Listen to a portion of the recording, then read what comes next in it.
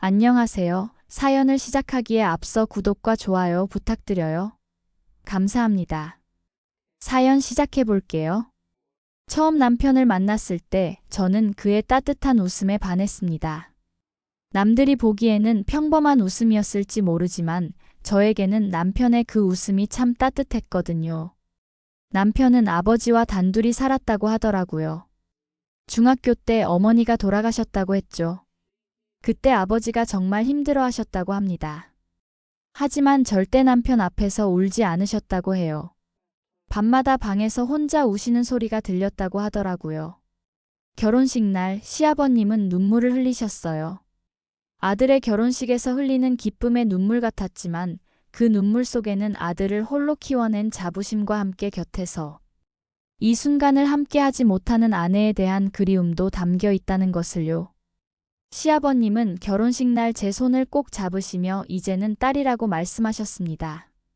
남편을 잘 부탁한다고 하셨죠. 결혼한 지 2년이 되었을 즈음 저는 임신을 했어요. 그 소식을 들은 남편과 아버님의 얼굴에 피어난 미소는 지금도 잊을 수 없습니다. 그렇게 우리 우성이가 태어났어요. 남편을 쏙 빼닮은 아들이었죠. 우성이가 태어난 지 얼마 지나지 않아 저희는 아버님과 함께 살기로 했어요. 처음에는 극구 반대하셨지만 결국 아버님은 저희의 제안을 받아들이셨어요. 그렇게 우리는 한 집에서 살게 되었죠. 그렇게 행복할 줄만 알았던 어느 날 모든 것이 바뀌었습니다. 갑작스런 전화 한 통. 남편이 갑자기 쓰러졌다는 소식이었어요. 그 전화를 받은 순간부터 모든 것이 느려진 것 같았죠.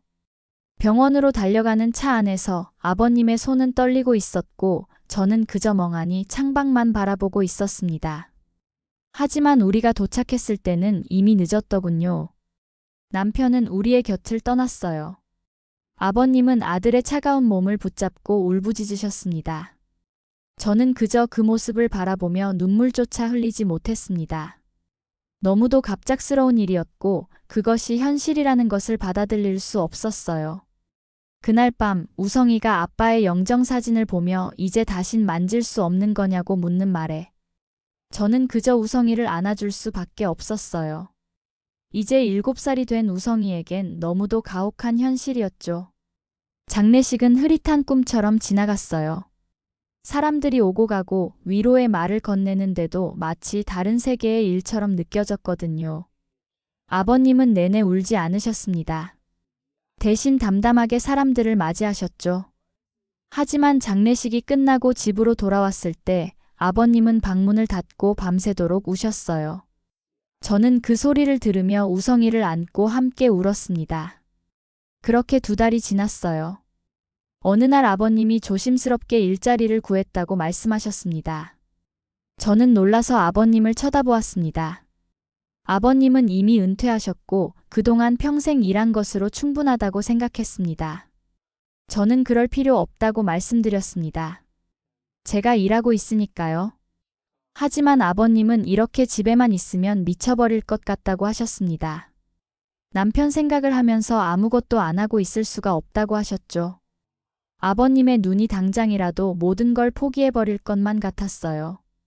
어쩌면 그것이 아버님께는 삶을 이어가는 방법이었을지도 모른다는 생각에 저는 더 이상 반대할 수 없었어요.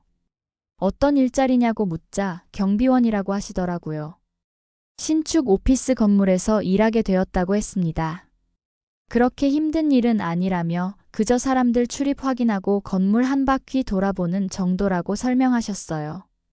아버님은 그렇게 말씀하셨지만 저는 여전히 걱정이 되었어요. 그래도 아버님의 결정을 존중하기로 했어요. 그렇게 아버님은 경비원으로 일하기 시작하셨고 저는 회사에, 우성이는 유치원에 다니며 우리의 일상은 조금씩 새로운 균형을 찾아갔습니다. 하지만 여전히 남편의 빈자리는 크게 느껴졌고 특히 우성이는 밤마다 아빠를 그리워했습니다. 그리고 아버님이 일하신 지 2달 정도 지났을 무렵 저는 일찍 퇴근해서 우성이를 데리고 아버님께 가보려고 준비를 하고 있었어요. 우성이도 할아버지가 일하는 모습을 보고 싶어 했고 저 역시 아버님의 근무 환경이 어떤지 궁금했어요. 오후 5시 저희는 아버님이 일하시는 건물에 도착했어요. 로비를 둘러보았지만 아버님의 모습이 보이지 않았어요. 안내 데스크에 있던 직원에게 물었더니 아버님이 지하 주차장에 계실 거라고 하더라고요. 우성이와 함께 지하 주차장으로 향하는 엘리베이터를 탔습니다. 지하 주차장은 생각보다 넓었고 차들이 빽빽하게 주차되어 있었어요. 저희는 천천히 주차장을 둘러보며 아버님을 찾았어요. 주차장 구석에서 아버님의 모습을 발견했어요. 하지만 그 모습은 제 심장을 얼어붙게 만들었습니다. 아버님은 한 젊은 남자와 마주 서 계셨는데 그 남자는 아버님을 향해 손가락질을 하며 뭔가를 큰 소리로 말하고 있었어요. 아버님은 고개를 숙인 채 그저 그 남자의 말을 듣고 계셨습니다. 아버님은 떨리는 목소리로 그런 일을 하지 않았다고 그저 주차 규정을 말씀드린 것뿐이라고 해명하셨어요. 그 남자는 더 가까이 다가가 아버님을 밀쳤습니다. 당신 같은 늙은이가 지금 내가 누군 줄 알고 나한테 주차 규정을 따져? 잘리고 싶어 환장했어? 자식도 가족도 없는 늙은이가 뭘 할 수 있는데? 시키는 것 하나 똑바로 못하는 주제에 왜 기어나와서 사람 피곤하게 해? 쓸모없는 노인네라고 모욕했습니다. 그 순간 제 속에서 무언가가 끓어오르는 것을 간신히 참고 아버님에게 다가가려고 하는 순간 우성이가 먼저 반응했습니다. 아이는 할아버지 라고 외치며 제 손을 놓고 아버님을 향해 달려갔습니다. 아버님은 놀란 표정으로 우성이를 바라보셨고 그 남자 역시 당황한 기색이 역력했습니다. 아버님은 우성이가 왜 여기 있냐며 당혹스러워 하셨습니다. 우성이를 안으시는 모습이 보였습니다. 저는 재빨리 그들에게 다가갔습니다. 간식거리를 좀 가져왔다고 말하며 아버님의 상태를 확인했습니다. 아버님의 얼굴은 창백했고 손이 떨리고 있었습니다. 그리고 그 남자를 향해 시선을 돌렸습니다. 지금 뭐 하는 짓이에요? 당신은 어르신 공경하는 것도 못 배웠어요? 이건 명백한 폭력이에요. 제 목소리는 차갑게 변해 있었습니다. 그 남자는 잠시 당황한 듯 했지만 곧 다시 오만한 표정을 지었습니다. 아줌마는 또 뭔데 껴들어? 상관 말고 갈 길이나 가요. 저는 이분의 자식입니다. 방금 자식도 가족도 없는 늙은이가 뭘 할 수 있냐고 하셨죠? 이제부터 뭘 할 수 있는지 보여드리죠. 저는 가방에서 명함을 꺼내 그 남자에게 건넸습니다. 그는 천천히 명함을 읽더니 표정이 굳어졌습니다. 당신이 이 노인네 자식이라고? 네, 맞아요. 요즘 세상이 어떤 세상인데 힘없는 분을 상대로 이렇게 갑질을 합니까? 내가 낱낱이 세상에 다 까발려 주겠습니다. 제 명함에 써 있는 방송국 PD라는 사실이 그를 당황하게 만든 것 같았어요. 아니. 뭔가 오해가 있는 것 같은데. 제가 오늘 좀 예민해서. 그게. 정말 죄송합니다. 어르신 정말 죄송합니다. 한 번만 봐주세요.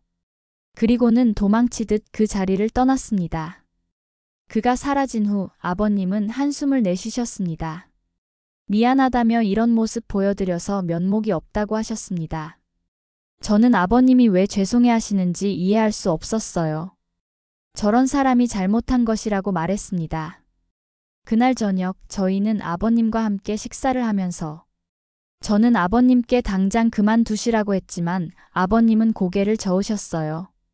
이 정도는 괜찮다며 자신도 할 수 있는 일이 있다는 게 좋다고 하셨습니다. 아버님의 강한 의지 앞에 저는 더 이상 말을 하지 못했어요.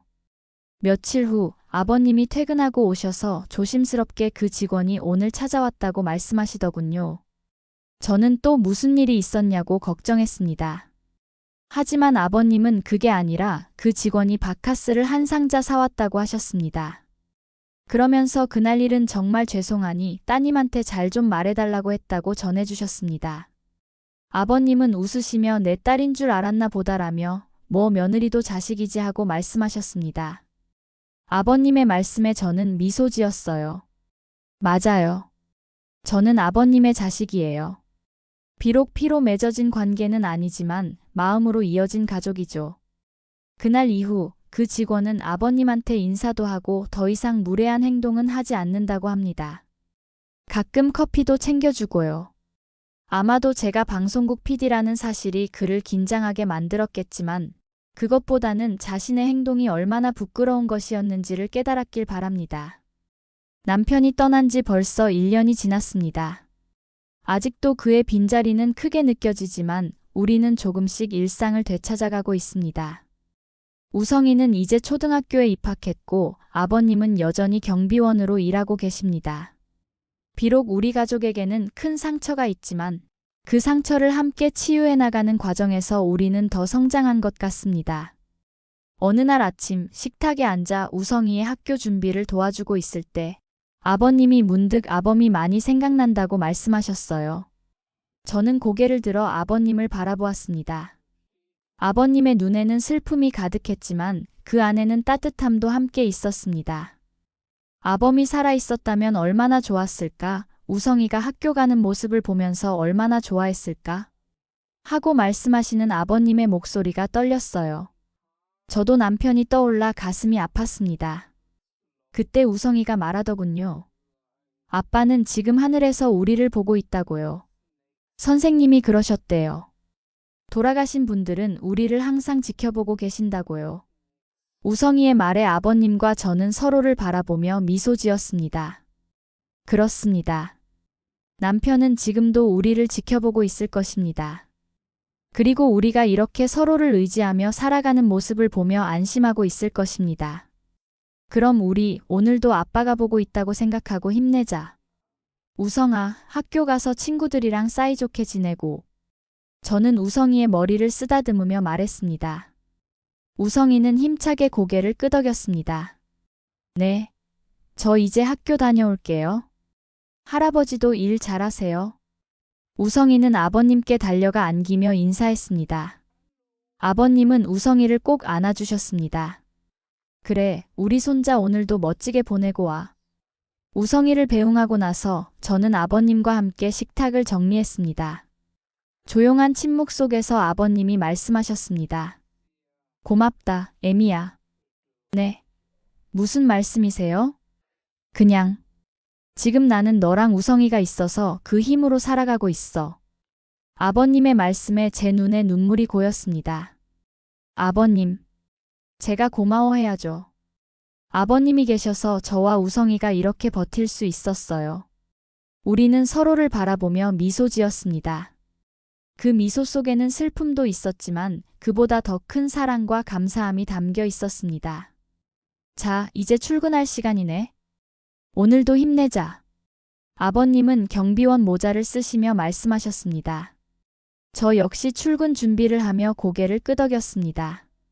네, 아버님도 오늘 하루 수고하세요. 저녁에 뭐 드시고 싶으세요? 아범이 좋아하던 김치찌개 어때? 아버님의 말씀에 저는 따뜻하게 웃었습니다. 네, 오늘 저녁은 김치찌개로 하죠. 우리는 각자의 일터로 향했습니다. 비록 남편은 없지만 우리는 여전히 가족입니다. 서로를 의지하고 서로를 보듬으며 살아가는 가족. 그 속에서 우리는 또 다른 형태의 행복을 찾아가고 있었습니다. 저녁 식사를 준비하며 저는 문득 남편이 떠난 그 시간 동안 우리는 많은 눈물을 흘렸지만 또한 많은 웃음도 나누었다는 생각이 들었어요.